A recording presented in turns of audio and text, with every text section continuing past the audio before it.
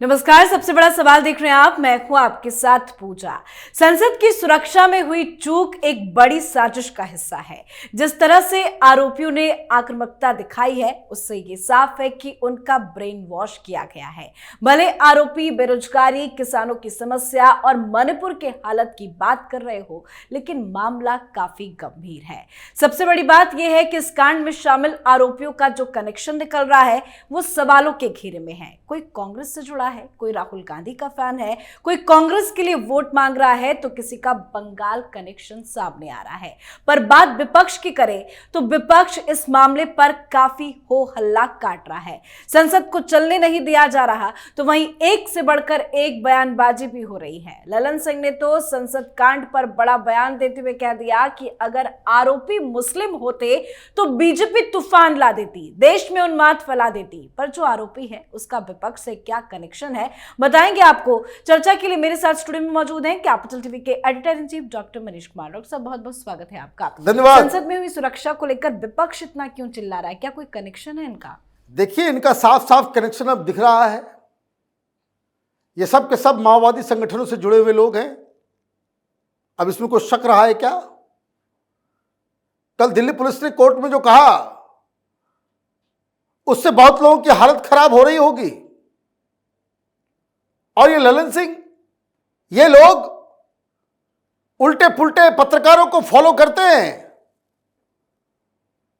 घिसे पिटे डिस्क्रेडिटेड लोगों के ट्वीट के ऊपर अपना बाइट आकर के देते हैं। अगर मुसलमान होता तो, अगर सांसद मुसलमान होता या उसमें कोई मुसलमान होता तो क्या होता? तो क्या होता? इस तरह का सवाल आप पूछेंगे, बवाल मच गया। इसरात जहां नीतीश कुमार अपने आप को, उसको अपनी बेटी बता रहे थे, बिहार की बेटी, एलईटी टेररिस्ट को। तो तुमको करनी है गंदी भद्दी राजनीति। इतने टेररिस्ट अटैक हुए देश के अंदर में, मुसलमानों ने किया, आग लग गया क्या देश के अंदर में? या तुम लोगों ने कुछ एक्शन लिया उसके खिलाफ? सेक्युलरिज्म के नाम पे ललन सिंह जैसे लीडर देश के अंदर में हिंदुओं के ऊपर जो सवाल खड़े करते हैं, इन लोगों को चुल्लू भर पानी में डूब मरना चाहिए। मुसलमान होता तो क्या होता? मुसलमान हो तो अब तक होता ही आया है। आग लगा क्या? कहां आग लगा?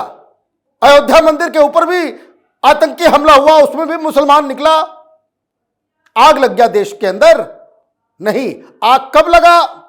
जब तुम लोग जैसे ये मुसलमानों को बरगलाने वाले, मुसलमानों को मूर्ख बना करके उनसे वोट लेने वाले लोग जब शाहीन बाग में मुसलमानों को खड़ा कर देते हो कि तुम्हारी नागरिकता जारी है, तो हो गया था दंगा दिल्ली में, 53 लोग मारे गए थे। मुसलमान होता तो क्या हो जाता? कैसे लोग हैं? कह रहे हैं कि मुसलमान होते तो बीजेपी उन्माद फैला देती। भाई मैं तो बोल रहा हूं, कब कब उन्माद फैला है इस देश के अंदर में? कब उन्माद फैला है? ये लोग कलंक हैं जी हिंदुस्तान की राजनीति पे। इनको सिर्फ मुसलमानों को इमोशनली ब्लैकमेल करके वोट लेने की कला इनको मालूम है कि कुछ बोल दो, मुंगेर में चुनाव लड़ना है, 17% मुसलमान है, वो वोट हमारे पास आ जाएगा। इससे ज्यादा ये ललन सिंह वगैरह की कोई हैसियत नहीं है देश के राजनीति में। लेकिन आप क्या करते हो? इस तरह की भाषा बोल के, इस तरह क्या कर रहे हैं ये लोग? विपक्ष की तो राजनीति की दिशा और दशा देख के ऐसा लग रहा है कि अगले 50 साल तक ये चुनाव नहीं जीतने वाले, अगर यही हाल रहा तो। कोई कह रहा है कि देखिए बिल्डिंग अपशकुन है, और क्यों ये सब बातें कही जा रही है? अभी 2 दिन के अंदर में आप तैयार रखिए, कमर कस लीजिए, क्योंकि अगले 2 दिन में ऐसा प्रोपेगेंडा होना है, क्योंकि ये सारे लोगों का असली चेहरा दुनिया के सामने आना शुरू हो गया है। जी, बीजेपी कह रही है कि अमित शाह बहुत जल्द जवाब देंगे और सबका मुंह बंद करेंगे। भाई ये लोग, ये तो टुकड़े टुकड़े गैंग के लोग हैं।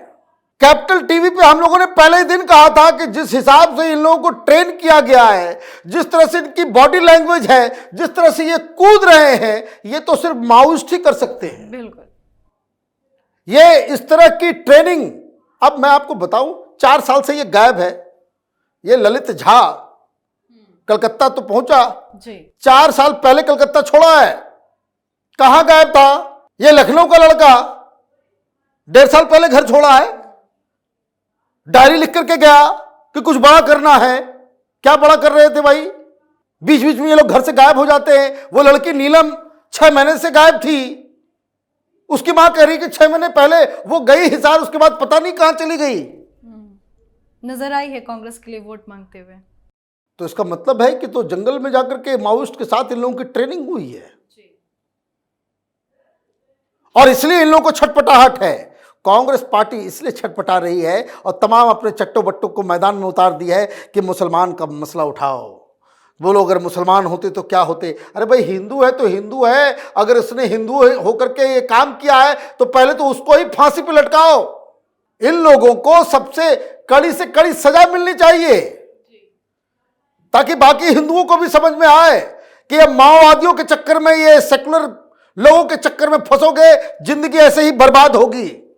अब ये लोग तो गए फंस, क्योंकि फोटो तस्वीरें सब आ रही, कोई तृणमूल के साथ है। मैं तो देख रहा था कोई लिखा हुआ है भाई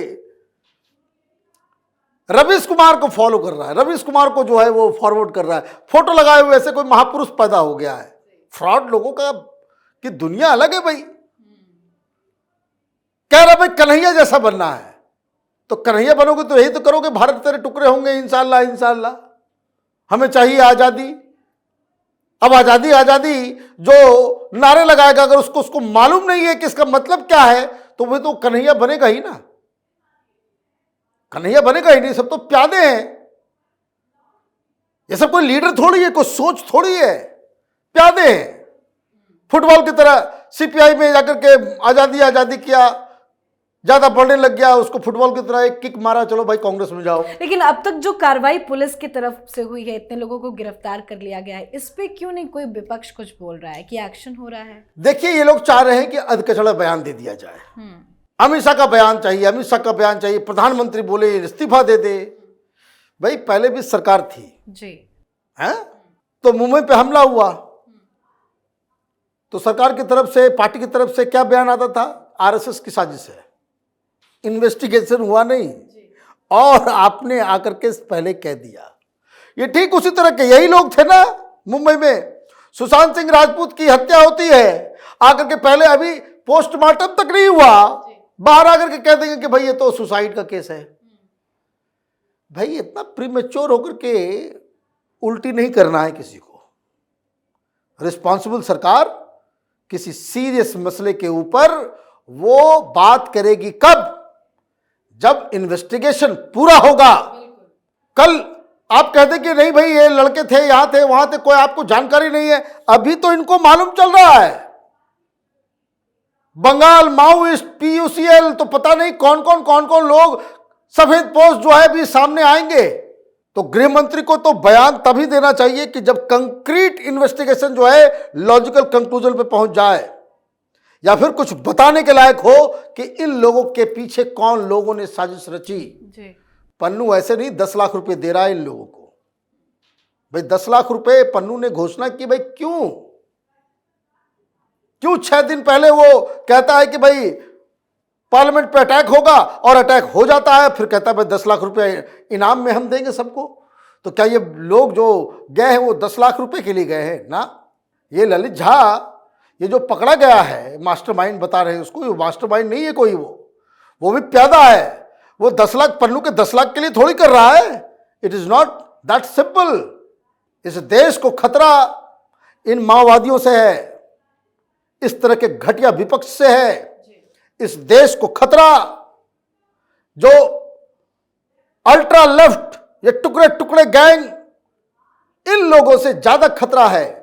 चीन और पाकिस्तान से तो लड़ा जा सकता है, लेकिन हिंदुस्तान के अंदर घून की तरह जो हमारे समाज के अंदर रचे बसे हुए हैं और अंदर रह करके भारत को कमजोर कर रहे हैं, सबसे बड़ा खतरा इन्हीं से है। बिल्कुल, बहुत बहुत धन्यवाद समझाने के लिए। धन्यवाद। तो संसद की सुरक्षा में सेंध को लेकर जबरदस्त घमासान मचा है, विपक्ष बवाल काट रहा है तो वहीं एक्शन भी जारी है और जो खुलासे हो रहे हैं वो देश विरोधी साजिश की तरफ इशारा कर रहे हैं। इस पर राजनीति भी साजिश का ही हिस्सा बताया जा रहा है। अब देखते हैं विपक्ष इस पर और क्या बवाल खड़ा करता है। आप अपनी राय कमेंट कर लिखें। देखते रहिए कैपिटल टीवी। नमस्कार।